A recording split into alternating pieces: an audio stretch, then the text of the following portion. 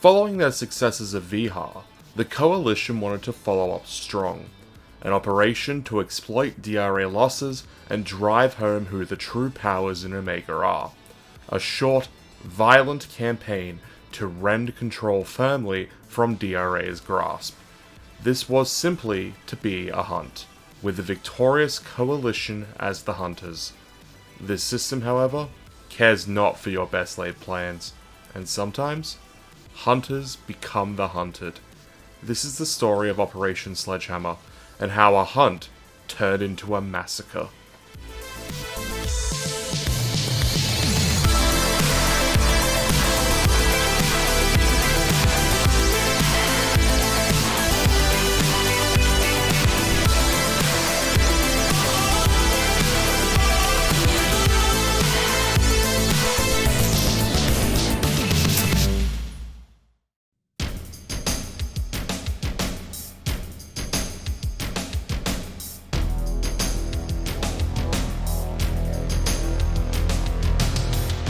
In the days following Vihar, spirits were high among the factions. After all, they had just defeated the best DRA could throw at them. Regular Karatos and Fuzangs were nothing but scrap at this point. A Dravis, the largest known ship fielded by the DRA? It was a challenge, but not unbeatable. It was in this mindset that the Coalition set a date for an aggressive culling of DRA forces. On the 7th of January, they would take the fight to the DRA, to any DRA ships that they could find.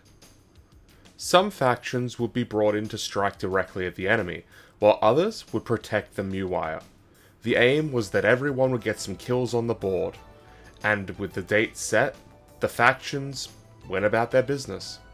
For some, it was mining on their home planet.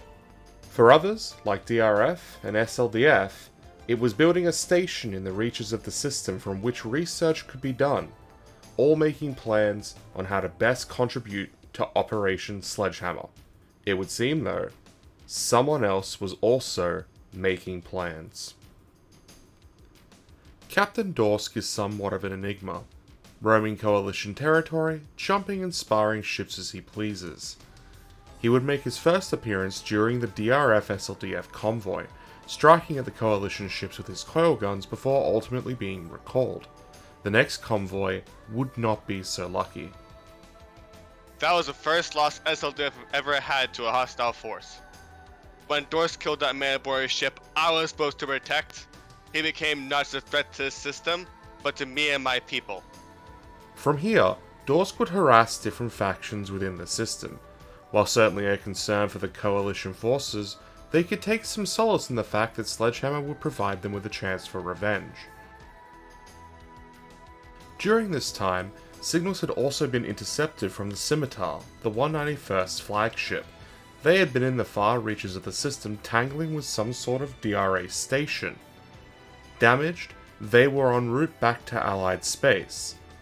This gave the Coalition a direction to travel and updated their objectives: meet up with the Scimitar, bring her home, and kill as many DRA ships as possible along the way. Though, as they formed up at Templeton, history would repeat itself.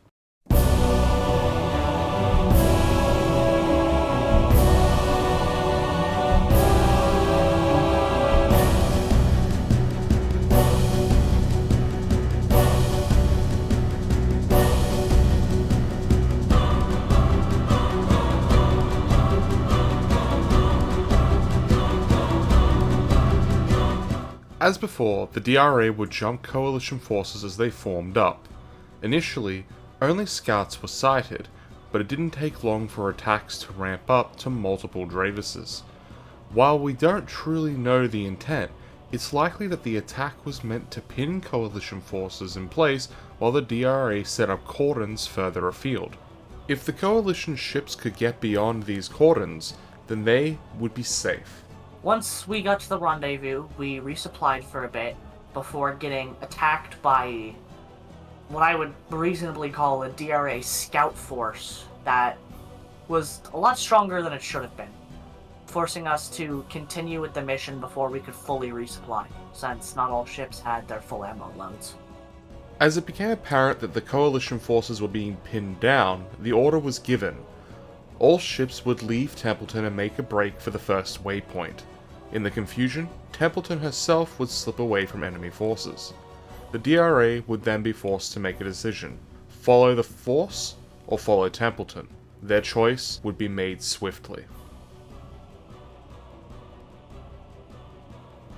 The fighting was chaotic as DRA ships poured into the AO. Given only a few minutes warning by Skeleton Key, the Coalition had once again been surprised by the DRA. The Coalition ship's new safe haven was only a jump away, and all crews waited on their navigation ship to crunch the numbers and give them a safe exit point. A point beyond the cordons, a place where they could truly begin a counterattack. And as the Coalition ships pulled closer together, surrounded by the large approaching force, Skeleton Key came through, sending a string of coordinates that meant reprieve for all the beleaguered ships. A place they could truly take the fight to the DRA from.